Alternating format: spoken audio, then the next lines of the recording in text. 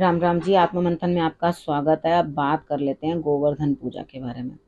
देखो, गोवर्धन तो वैसे यहाँ पर नहीं है, लेकिन जहाँ है उसकी कथा तो सभी जानते हैं। ठीक है। अब वहाँ गोवर्धन जो है, वहाँ पे एक पर्वत है जिसको कृष्ण भगवान ने अपनी इस उंगली पे धारण किया था और लोगों को ये बताया था कि इंद्र की वजह से बारिश नहीं होती है, बारिश होती है गोवर्धन पर्वत की वजह से। ठीक है। तो यहाँ पर इंद्र बड़े क्रोधित हुए और उन्होंने खूब बिजलियां गिराई, आंधी वर्षा सब करा और दिक्कत डाल दी।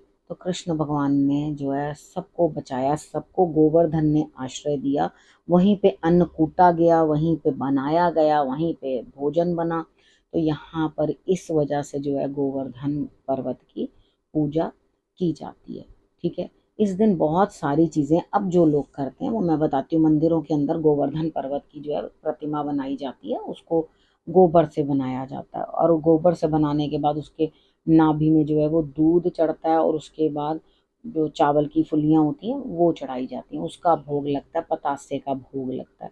तो यहाँ पे हर घर में, वृंदावन की तरफ चले जाओ आप, मथुरा की साइड चले जाओ, तो वहां पर आप देखोगे हर घर के बाहर जो है वहां पर गोवर्धन की शक्ल बनाई होती है उस तरह से। और उसको आसपास जो है वो लगा के, सीखे से होते हैं छोटे छोटे से, तो वो लगा करके उसको कवर किया होता है थोड़ा। ठीक है। और उसके बाद वहां पर दूध डाला जाता है, उसके बाद वो चावल डाले जाते हैं और बोला जाता है, मेरे गोवर्धन महाराज तोरे माथे तिलक विराज रहे हो। ठीक है। तुम्हें ये भोग चढ़े, तुम्हें दूध चढ़े। ठीक है। और चढ़े दूध की धार, तेरे माथे तिलक विराज रहे हो।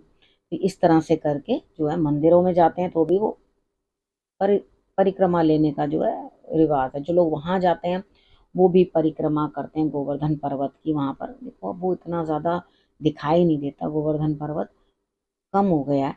ठीक है। तो यहाँ पर क्या है कि वहां पर आप परिक्रमा करते हो तो उधर उसके बाद जब सारी चीज निपट जाती है तो इस दिन लोग 56 भोग जो हैं वो भगवान कृष्ण को चढ़ाते हैं, भोग लगाते हैं। ठीक है। और भी एक रिवाज होता है। देखो, राजा बलि जो थे उनको वामन रूप के अंदर जो है उन्होंने आज ही के दिन जो है उनको उतने पग भूमि, जो 3 पग भूमि थी वो नापी थी। ठीक है। तो यहाँ पर वामन रूप में जो है बलि राजा को उन्होंने कहा था कि अब तुम पूजनीय होगे। तो अब नगर के अंदर जो है, जो भी नगर होता है जहाँ पे इसको सेलिब्रेट किया जाता है, वहां नगर के अंदर एक रस्सी बांधी जाती है बड़ी सी, जिसके अंदर अशोक के पत्ते बांध दिए जाते हैं।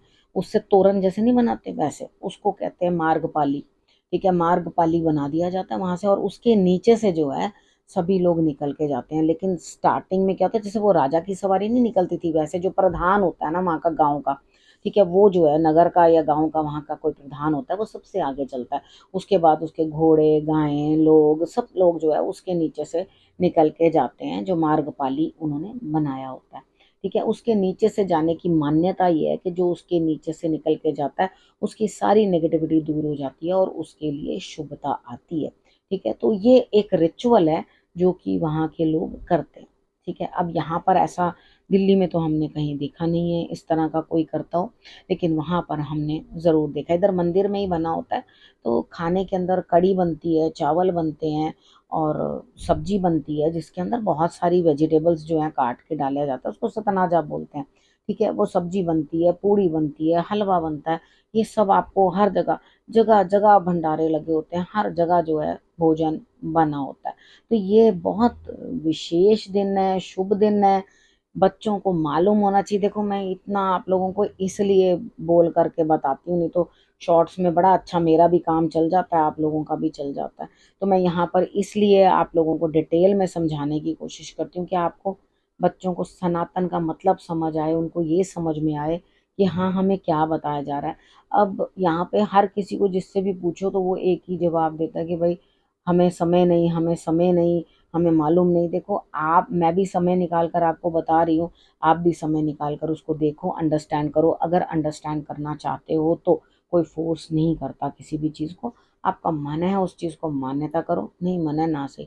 लेकिन अपनी जो हमारा हमारी सभ्यता है, जो हमारा सनातन हमें सिखाता है, उसे समझना चाहिए और उसे अंडरस्टैंड करना चाहिए। और इस दिन अगर आप अपने घर में भी तोरण लगाओगे, देखो दिवाली वाले दिन तो हमने तोरण लगाया, यहाँ अशोक के पत्तों का तोरण अपने घर में लगाओ, क्योंकि आपके तो नगर में इस तरह का कुछ भी नहीं है ना, तो आप अपने लिए ये कर सकते हो, अपने घर के अंदर तोरण लगाओ और उसके बाद बाहर निकल के वापिस अंदर आओ।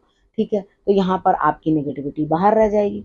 पहले परिवारजन सारे बाहर हो जाना, उसके बाद एक अशोक के पत्तों का तोरण बना लेना, तोरण बना के आपने उसको लगा लेना, उसके बाद अंदर आना अपने घर से। ठीक है, जैसे ही आप अंदर आओगे तो आपकी नेगेटिविटी भी आउट रह गई। ठीक है, जितनी भी आपके ऊपर आई बलाएं हैं सब हट जाएंगी। तो आप समझ गए कि आपने किस तरह से गोवर्धन पूजा जो है उसमें पार्टिसिपेट करना है, किस तरह से करनी है। ठीक है, अब आपको समझ में आ गई। अब आपने करना क्या, गोवर्धन की बहुत बहुत बधाइयाँ आप लोगों को। ठीक है, बहुत अच्छे से सेलिब्रेट करो। हर त्योहार का अपना एक मज़ा है, उसे खूब मज़े से मनाओ और उसके जो है समझने की कोशिश करो कि लॉजिक ही क्या है, क्या चीज़ हमें ये त्योहार जो है वो बताना चाहता है। ठीक है, अब इस विषय को यहीं करती हूँ समाप्त। अगले विषय के साथ फिर से आपके पास आऊँगी।